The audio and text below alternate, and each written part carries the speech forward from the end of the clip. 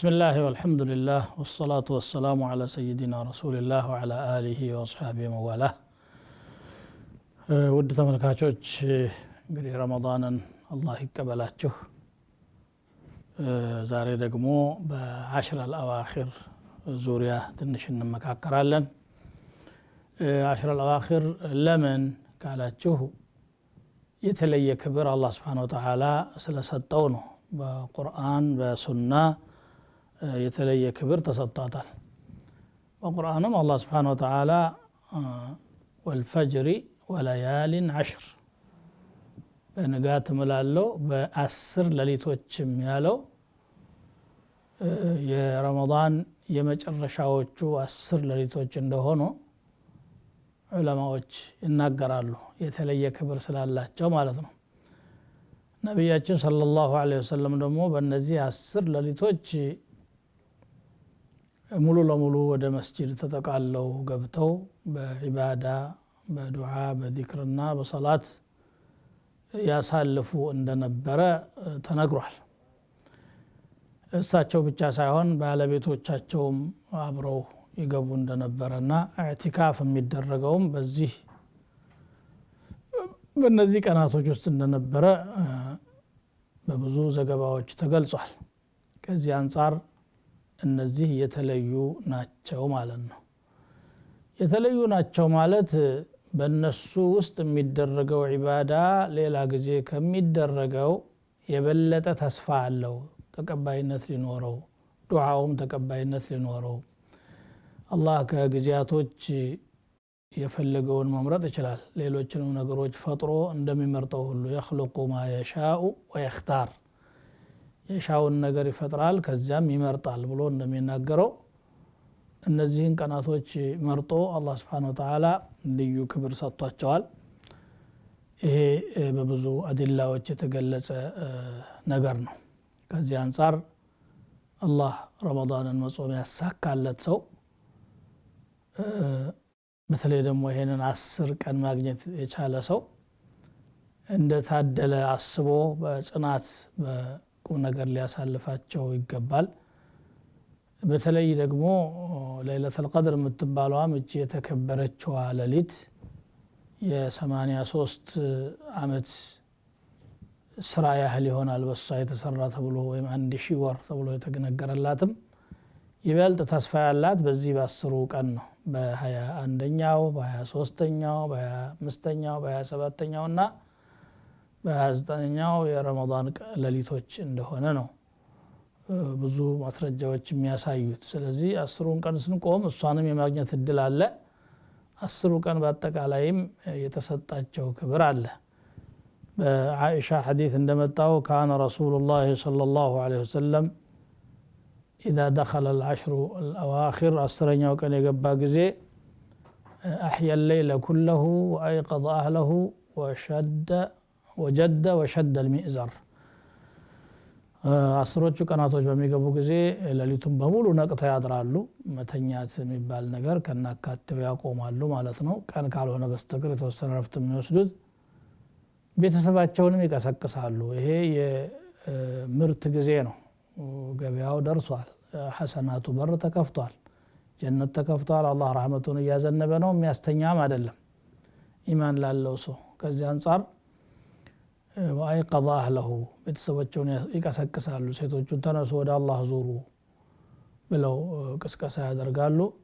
ለራሳቸውም በጣም ይበረታሉ ትጥቃቸውን ወይም ደግሞ ሽርጣቸውን ጠበቅ አድርገው ያስራሉ وشد المئزر ይላል ይሄ እንግዲህ በደንብ ለስራ መነሳታቸውን ለመግለጽ ነው ወይንም ደግሞ ከሴቶቻቸው ጋራ ግንኙነት በማድረግ የሚገኘውን እርካታ ይተውታል በዚህ ሰዓት ምክንያቱም ወደ ዒባዳ ስለሚዞሩ ኢዕቲካፍም ስለሚያደርጉ ኢዕቲካፍ ላይ ያው ግንኙነት ተከለከለ ነው ወላ تباشروهن وانتم عاكفون في المساجد በመስጂድ የተቆለጠፋችሁ ሆናችሁ እነሱ ጋራ አትገናኙ ወይም አትነካኩ ብሎ ገልጿልና ከዛ የተነሳ ረሱል ሰለላሁ ዐለይሂ ወሰለም ከዚህም ይርቃሉ በምን ላይ ነው የሚያተኩሩት ከተባለ ረጃጅም ሶላቶችን ይሰግዳሉ ሁሉ ጊዜም ለሊት አስረዝመው ነው የሚሰግዱት ረሱል ሰለላሁ ዐለይሂ ወሰለም በተለይ በእነዚህ ቀናቶች ደግሞ በረጅሙ ይሰግዳሉ ሶላት አስረዝሙ ማለት ደግሞ የሚቀሩትን ቁርአንን በጣም ሳብ አድርገው ረዘም አድርገው ይቀሩ ነበር ማለት ነው ቁርአኑን ከሶላቱም ውጪ ይቀሩታል ከዛ ውጪ ደግሞ ዱዓ በሰፊው ያደርጋሉ ዱዓ ተስፋ የሚደረግበት ጊዜ ስለሆነ ማለት ነው ረመዳን እንግዲህ አላህ በቁርአኑ ስለ ጾም እየተናገረ ሁለት አያዎች መካከል ነው ዱዓን ያስገባው ከላይ شهر رمضان الذي أنزل فيه القرآن إلال كذا قتلوا دمو وحل لكم ليلة الصيام ولو إن قرال أزي مهكل وإذا سألك عبادي عني فإني قريب أجيب دعوة الداع باريوچي سلني كطيقون يقربنين يلمان يلمنا أساك الله فليستجيبوا لي وليؤمنوا بي لعلهم يرشدون ጥሬን ተቀብለው ይታዘዙ ይመኑብኝ ቀና መንገድ ይዘን እንከጀላልና በማለት እንደገለጸው ይሄ የዱዓ ወቅት ነው ማለት ነው ረመዳን የዱዓ ወቅት ነው ለዚህ ነው በሐዲስ ነብዩ ሰለላሁ ዐለይሂ ወሰለም ثلاثه لا ترد دعوتهم ሶስት ሰዎች ዱዓቸው አይመለስም ብለው ከሶስቱ አንዱ الصائم حتى يفطر ጾመኛ እስከሚያፈጥር ድረስ ባለው ودعوة الوالد على ولده ولاج بلجو لا የሚያደርገው ዱዓ ወላጅህ እንዳይረግምህ ተጠንቀቅ ማለት ነው ودعوة المظلوم የተበደለ ሰው ዱዓ ደግሞ አላህ እና እሱ መካከል ግርዶ የለም وعزتي وجلالي لأنصرنك ولو بعد حين በክብሬ በልዕልና የሆነብኝ ከጊዜ በኋላም ቢሆን እረዳሻለሁ ብሎ አላህ ተናግሮላታል በማለት ገልጸዋል ስለዚህ የዱዓ ወቅት ነው ማለት ነው እሳቸው በጣም እጅቲሃድ ያደርጋሉ በዱዓ ላይ በዚክር ላይ በሶላት ላይ በማንኛውም ኸይር ነገር ላይ ይበረታሉ ለራሳቸው ብቻ ሳይሆን ለኡመታቸውም ጭምር ለኛ ተጨንቀው ኡመቲ ያ ረቢ ያሉ ዱዓ ሲያደርጉ እንደነበረ እንግዲህ የተለያዩ ሐዲሶች ገልጸዋል እኛ ደግሞ ለራሳችን ቢያንስ ዱዓ ማድረግ ይኖርብናል ለሙስሊማትም በአጠቃላይ ዱዓ ማድረግ ይጠበቅብናል ወቅቱ ይሄ ነው በሩ ተከፍቷል ገበያው ደርቷል የሚያስተኛ ወይም ደግሞ የሚያዘናጋ አይደለም በነገራችን ላይ ይሄ እድል ዘንድሮ ያገኘን ሰዎች ካለን ቀጣይ አመት ማግኘታችንን አናውቅም እርግጠኛ አይደለንም ማናችንም በኮንትራት ነው እዚህ ዱንያ ላይ ያለነው በጊዜያዊ ቆይታ ነው አላህ ያመጣን የተገኙ እድሎችን ካልተጠቀምን ካለፉ በኋላ መቆጨት ነው የሚሆነው اذا حبت رياحك فاغتنمها فعقب كل خافقة سكون እንደተባለው ነፋስ የነፈሰች ጊዜ ተሻማት ማንኛውም ነፋስ እንደነፈሰች አትቀርም ጸጥ ማለቷ ስለማይቀር ነፋሳችን ጸጥ ሳትል በፊት እድሉን መጠቀም ማይደጋገምን እድል መሻማት ይጠበቅብናል ይሄ እንግዲህ በጣም ብርቅዬ የሆነ የዒባዳ ወቅት ነው በነገራችን ላይ ዒባዳ ስንል የግድ ሰላት ጾም ዘካ ብቻ ሳይሆን ከዚያም ውጪ ሰደቃ መሰደቅ ዝምድና መቀጠል ለወገኖቻችን በጎ መስራት የተጎዱ ሰዎች ይኖራሉ አሽራ አልአዋኺር ውስጥ ከሚሰሩ ስራዎች መካከል ኢዕቲካፍ አንዱ ቢሆንም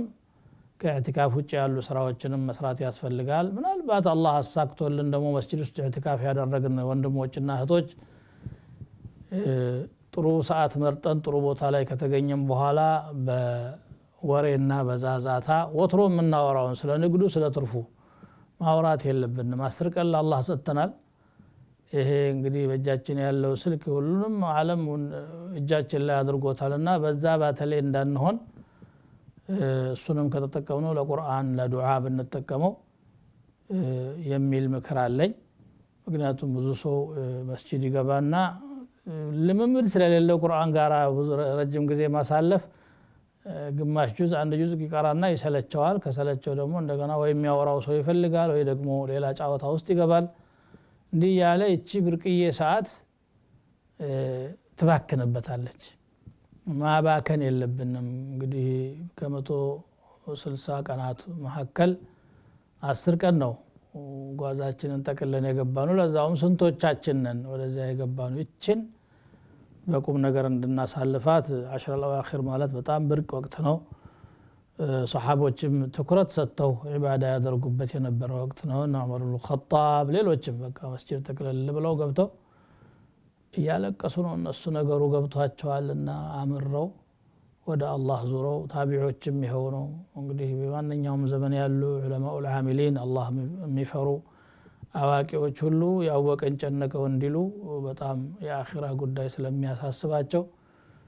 እንኳን እንደዚህ አይነት መልካም እድሎችን ቀርቶ ሌላኛው ማንኛውም ቀናቸው በመልካም እንጂ እንዳታልፍባቸው ተጨንቀው ተግተው ይሰራሉ ከዚህ አንፃር ይሄንን እድል አላህ ስለሰጠን ያመሰገን በተሐጁዱም በዚክሩም በዱዓውም በማንኛውም መልካም ስራ ላይ ተገቢውን ርብርቦሽ እንድናደርግ ጥሪዬን አስተላልፋለሁ መጨረሻ ላይ እንግዲህ صدقة الفطر የሚወጣው እነዚህ ረመዳን መጨረሻ አካባቢ ወይም የዒዱ ቀን ከሰላት በፊት ነው ሌሎችንም መልካም ስራዎች መቅሰም አለብን መስጂድ በምንቆይበት ጊዜ ሌላው ልንሰራው የሚገባው የዒልም ሐለቃዎች ስለሚኖሩ እነዚያንም ትኩረት ሰጥተን ምናልባት በረመዳን ውስጥ እኮ ብዙ ነገር አውቆ መውጣትም ይቻላል በሙጣላዓም የተወሰነውን ብናሳልፍ ለዲናችን የሚጠቅመንን አኽላቃችንን የሚያርቅልንን የወደፊት ሐያታችንን ከአላህ ጋር የበለጠ ጠንካራ ግንኙነት እንዲኖረው የሚያደርግልንን ነገርም እያወቅንበት የምንወጣ ስለሆነ ትኩረት ሰጥተን እንድንጠቀም እላለሁ ጀዛኩሙላሁ ኸይራ